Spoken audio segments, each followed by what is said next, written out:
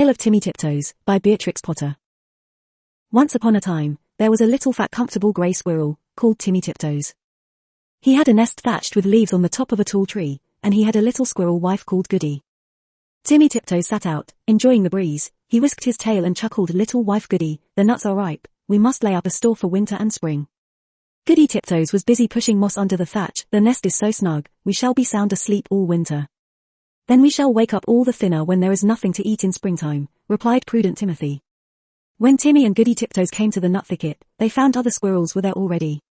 Timmy took off his jacket and hung it on a twig. They worked away quietly by themselves.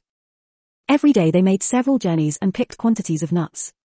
They carried them away in bags and stored them in several hollow stumps near the tree where they had built their nest. When these stumps were full, they began to empty the bags into a hole high up a tree that had belonged to a woodpecker. The nuts rattled down, down, down inside. "How shall you ever get them out again?"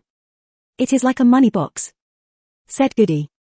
"I shall be much thinner before springtime, my love," said Timmy Tiptoes, peeping into the hole. They did collect quantities, because they did not lose them. Squirrels who bury their nuts in the ground lose more than half because they cannot remember the place.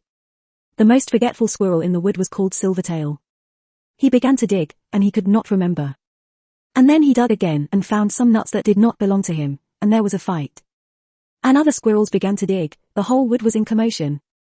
Unfortunately, just at this time, a flock of little birds flew by, from bush to bush, searching for green caterpillars and spiders. There were several sorts of little birds, twittering different songs. The first one sang, "Who's been digging up my nuts? Who's been digging up my nuts?" And another sang, "Little bit of bread and no cheese. Little bit of bread and no cheese." The squirrels followed and listened. The first little bird flew into the bush where Timmy and Goody Tiptoes were quietly tying up their bags, and it sang, "Who's been digging up my nuts? Who's been digging up my nuts?" Timmy Tiptoes went on with his work without replying. Indeed, the little bird did not expect an answer. It was only singing its natural song, and it meant nothing at all. But when the other squirrels heard that song, they rushed upon Timmy Tiptoes and cuffed and scratched him, and upset his bag of nuts. The innocent little bird which had caused all the mischief flew away in fright. Timmy rolled over and then turned tail and fled towards his nest, followed by a crowd of squirrels shouting, "Who's been digging up my nuts?" They caught him and dragged him up the very same tree, where there was the little round hole, and they pushed him in. The hole was much too small for Timmy Tiptoes' figure. They squeezed him dreadfully. It was a wonder they did not break his ribs. "We will leave him here till he confesses," said Silvertail Squirrel, and he shouted into the hole, "Who's been digging up my nuts?" Timmy Tiptoes made no reply. He had tumbled down inside the tree, upon half a peck of nuts belonging to himself. He lay quite stunned and still. Goody Tiptoes picked up the nut bags and went home. She made a cup of tea for Timmy, but he didn't come. Goody Tiptoes passed a lonely and unhappy night. The next morning she ventured back to the nut bushes to look for him, but the other unkind squirrels drove her away. She wandered all over the wood, calling, "Timmy Tiptoes! Timmy Tiptoes! Oh, where is Timmy Tiptoes?" In the meantime, Timmy Tiptoes came to his senses. He found himself tucked up in a little moss bed, very much in the dark, feeling sore. It seemed to be underground. Timmy coughed and groaned because his ribs hurt him. There was a chirpy noise, and a small striped chipmunk appeared with a night light, and hoped he felt better. It was most kind to Timmy Tiptoes. It lent him its nightcap, and the house was full of provisions. The chipmunk explained that it had rained nuts through the top of the tree. "Besides, I found a few buried." It laughed and chuckled when it heard Timmy's story. While Timmy was confined to bed, it enticed him to eat quantities. "But how shall I ever get out through that hole unless I thin myself? My wife will be anxious." "Just another nut or 2 nuts, let me crack them for you," said the chipmunk.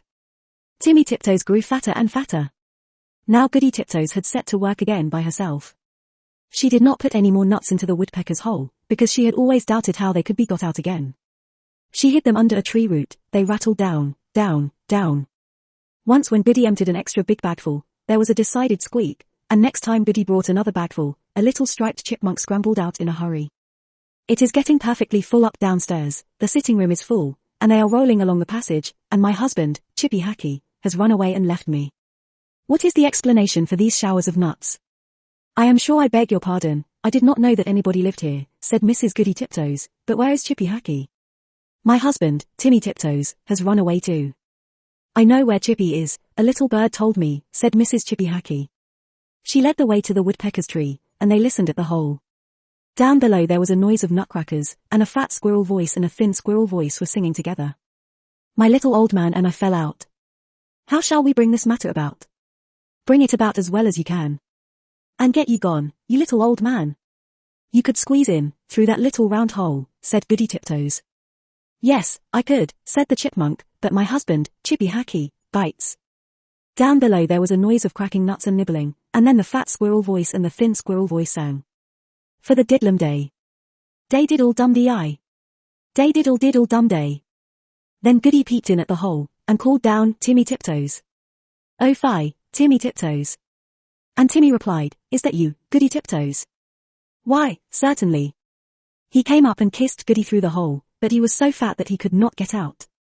Chippy Hackee was not too fat, but he did not want to come, he stayed down below and chuckled. And so it went on for a fortnight, till a big wind blew off the top of the tree, and opened up the hole and let in the rain. Then Timmy Tiptoes came out and went home with an umbrella.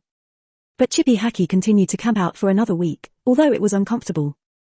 At last, a large bear came walking through the wood. Perhaps he also was looking for nuts, he seemed to be sniffing around. Chippy Hackee went home in a hurry. And when Chippy Hackee got home, he found he had caught a cold in his head, and he was more uncomfortable still. And now Timmy and Goody Tiptoes keep their nut store fastened up with a little padlock. And whenever that little bird sees the chipmunks, he sings, Who's been digging up my nuts? Who's been digging up my nuts? But nobody ever answers. The end. The end. Goodbye.